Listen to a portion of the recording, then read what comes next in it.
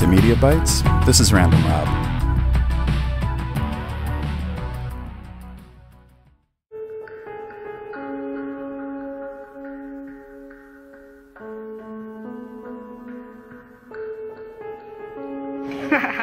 No, I'm not in there, buddy.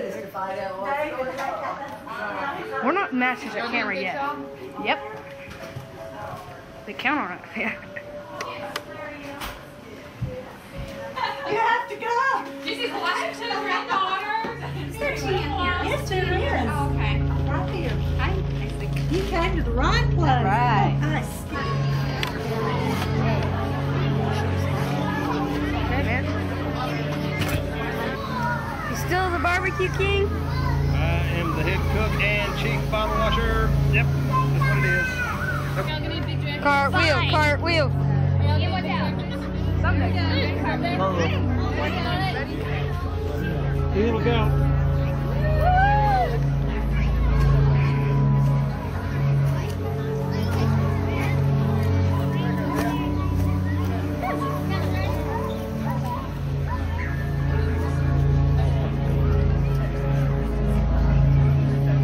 I didn't know it had water in it.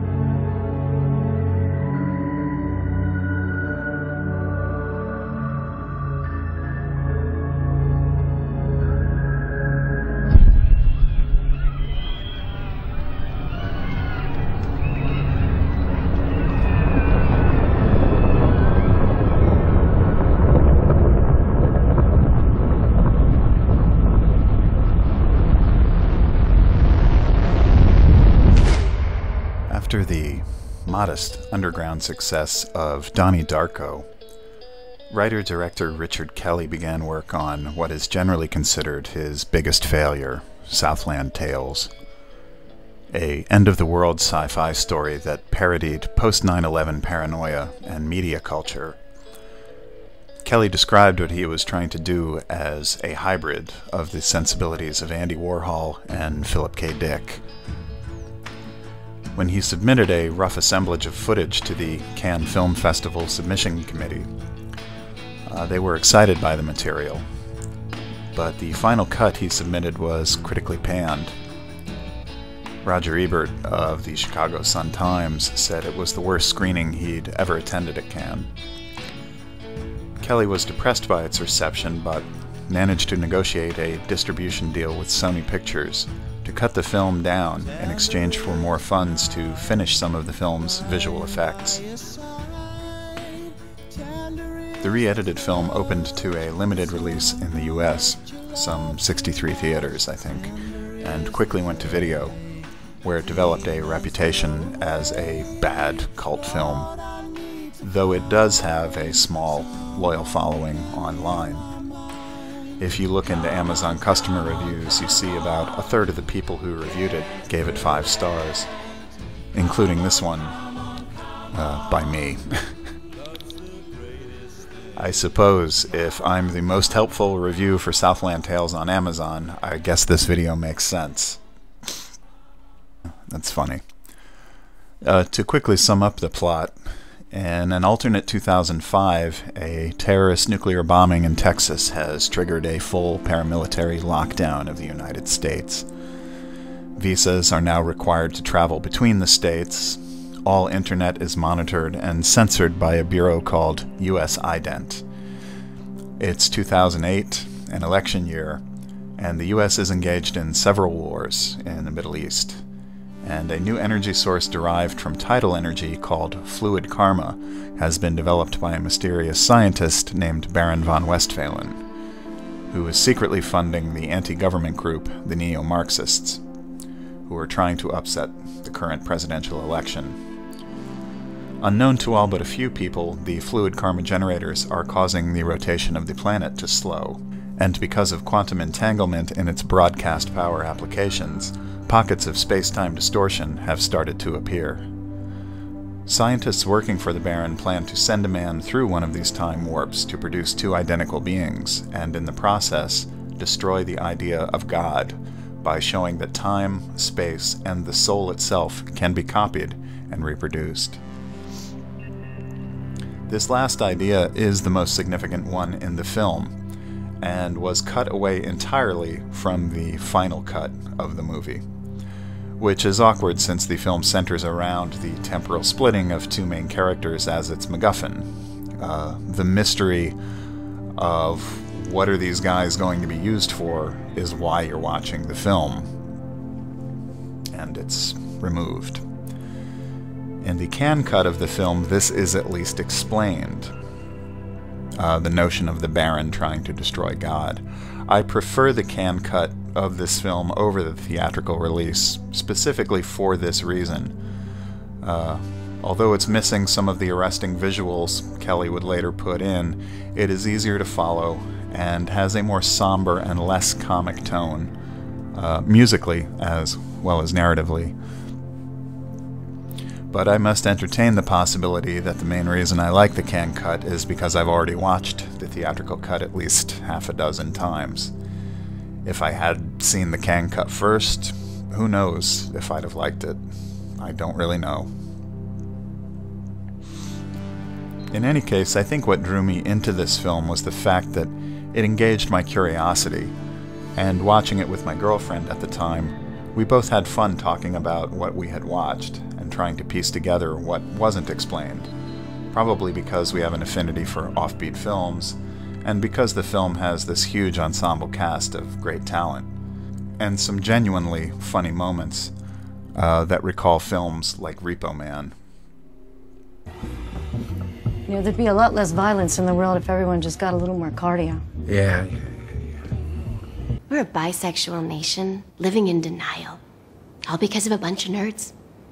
A bunch of nerds who got off a boat in the 15th century and decided that sex was something to be ashamed of. All the Pilgrims did was ruin the American Indian orgy of freedom. Okay. I have a question for the Supreme Court. Okay.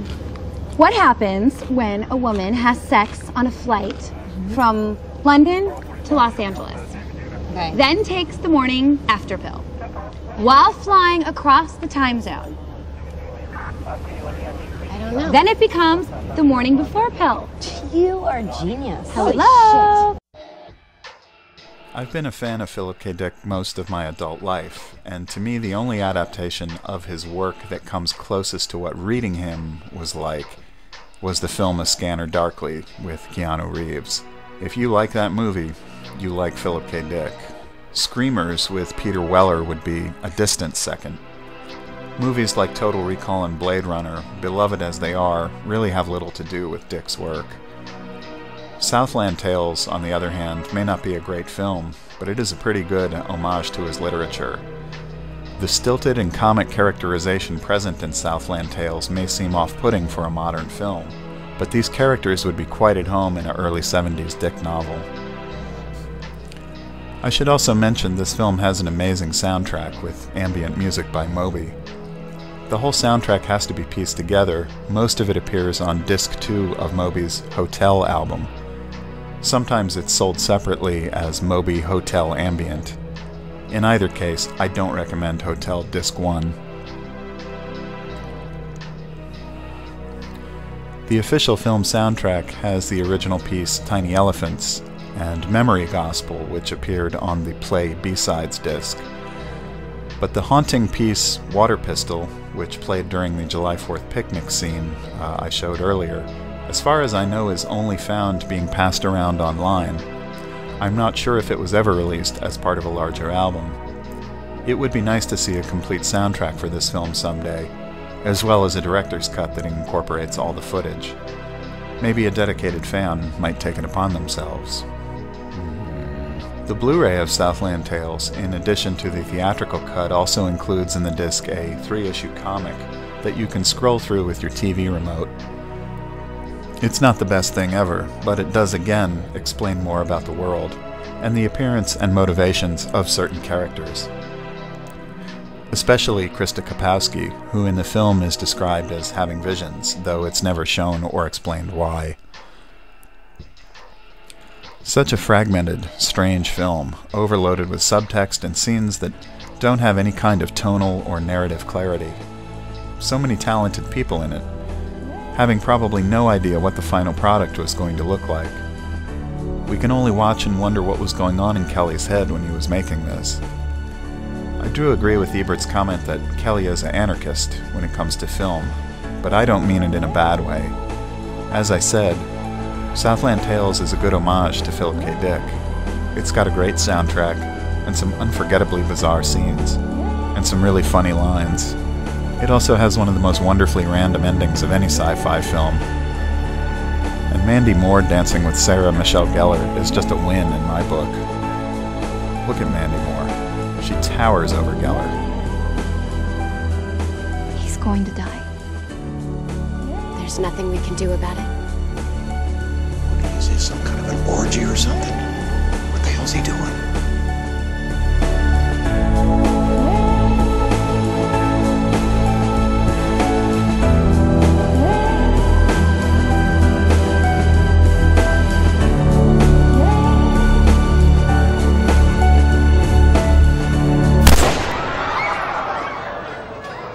Once again, I appreciate you spending some time hanging out, watching Media Bites.